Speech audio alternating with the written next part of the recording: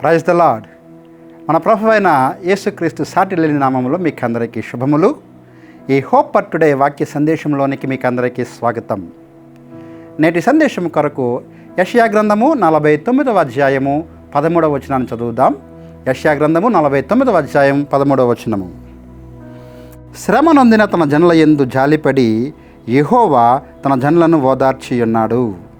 శ్రమ నొందిన తన జనుల యందు జాలిపడి యెహోవా తన జనులను ఓదార్చి ఉన్నాడు. మానవ జీవితము శ్రమల చేత నింపబడిన జీవితం. యోబు అంటాడు, స్త్రీనందు పుట్టిన నరుడు శ్రమలందుడికే పుడుతూ ఉన్నాడు అని యోబు గ్రంథంలో మనం చూస్తాం. మనం ఏ స్థితిలో ఉన్నప్పటికీ, ఏ వయసులో ఉన్నప్పటికీ, ఏ స్థాయిలో ఉన్నప్పటికీ రకరకాల శ్రమలను, ఇబ్బందులను ఎదుర్కొంటూ ఉంటాం. అయితే మన శ్రమల నుండి మనకు స్వాంతన కావాలి, లేదా ఓదార్పు కావాలి. చాలా సమయాల్లో మనలను ఓదార్చేవారు, మనలను నెమ్మదిపరిచేవారు, మనలను ఆదరించేవారు మనకు ఉండరు. చాలా సమయాలలో మన యొక్క అనునాయులు అంటే తల్లిదండ్రులు కావచ్చు, బంధుమిత్రులు కావచ్చు, ఎవరైతే మనకు సమీపంగా ఉంటారో వారు మన సమస్యకు తగినట్లుగా మనకు ఓదార్పుని ఇవ్వలేరు. అంటే వారి స్థాయి మించిన సమస్యగా మన సమస్య ఉంటూ ఉంటుంది.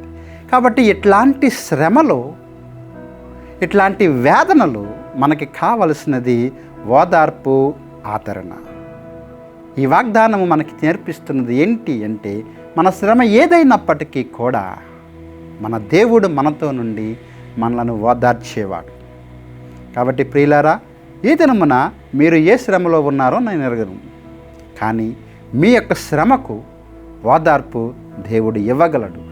ఇట్టి నిరీక్షణతో మనం ముందుకు సాగుదాము. నాతో ప్రార్థనలో ఏకీభవిస్తారా?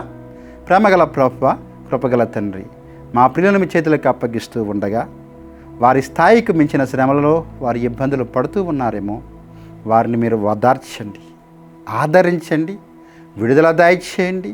వారికి కావలసిన నెమ్మదిని, శాంతిని అనుగ్రహించండి. అది మీరు మాత్రమే చేయగలరు.